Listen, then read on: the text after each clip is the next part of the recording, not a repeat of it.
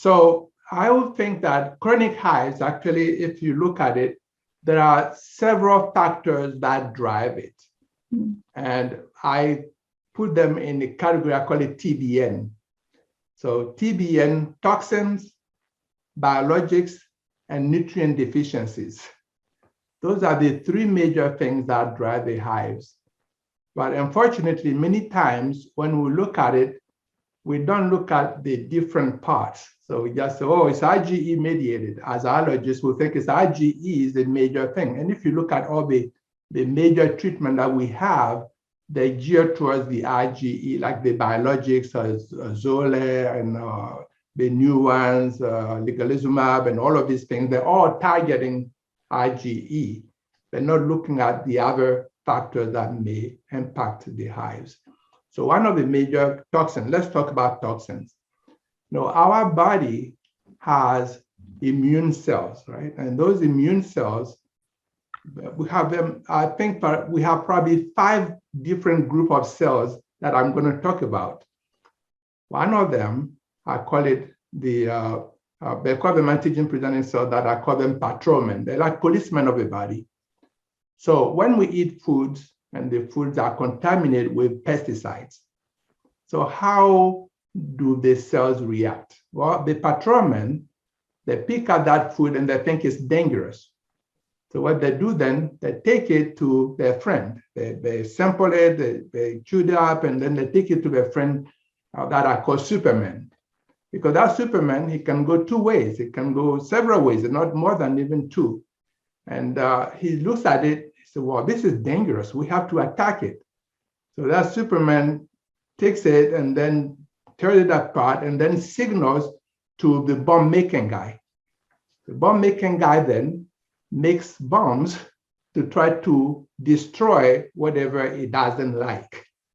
And so some of these bombs, that's what causes what we call autoimmune disease. For me, there's no such thing as autoimmune disease because the body is not really crazy. The body does not attack itself as such. What the body is attacking is things that it does not like. Things that it doesn't like, that's what it's attacking. So if you have toxins in you, the body is going to try to attack the toxins. So it makes the bombs to go to attack the toxins. So those bombs then will go and attach to the chemicals or the bacteria or whatever it doesn't like, and then it forms complexes. So those complexes then circulate in the body and lodge in the small vessels and form inflammation. And that inflammatory process is what we see as reactions. Now, some of those bombs also will go and attach to 2 cells. One of them is called mast cells. And when the bombs attach to the mast cell, they cause the mast cell to degranulate, meaning pouring out its internal contents, which would be like histamine or leukotrienes or prostaglandins and all of those things that cause reactions. Many times we talk about mast cells as the villains, but it's not only mast cells. We have the basophils. The basophils, they live in the blood itself. And the mast cells live in the tissues. So those 2 cells are the ones that create the histamine and leukotrienes and prostaglandins that lead to reactions such as hives. So you were asking me about how the hives come to be. So the toxins actually cause hives through the reaction to the 5 cells that I have talked about. Now, when we have biologics, for instance, some of the environmental toxins, they are estrogenic, they mimic estrogen, they mimic hormones. So those estrogens, they also have receptors on the mast cells and the basophils. It's called estrogen receptor alpha. So when they attach to the receptor, they cause histamine and leukotriene release. And so then we're going to have reaction. And that's probably why women have more reaction in terms of hives than men. So when you look at it, we have more women who have hives. My thinking is anything that has a predilection for women, let's think hormones. Mm-hmm. And so probably the estrogen component leads to a lot of hives that we don't even take into account, because when we do traditional allergy, we really don't do hormone evaluation and management and all of these other stuff. So we're not getting to the root cause of the problem.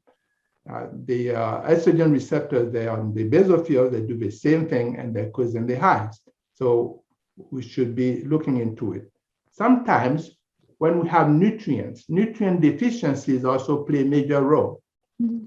For instance, a lot of times you see that women who have the hives, they also may have thyroid disease. They may have like Hashimoto's thyroiditis or inflammation of the thyroid. Well, the Hashimoto's has a predilection for women. You wonder why? Well, there's a hormonal component to it, but also nutrient deficiency component to it. Now, one of the major nutrients is iron. For instance, if you have iron deficiency, your thyroid is not going to work.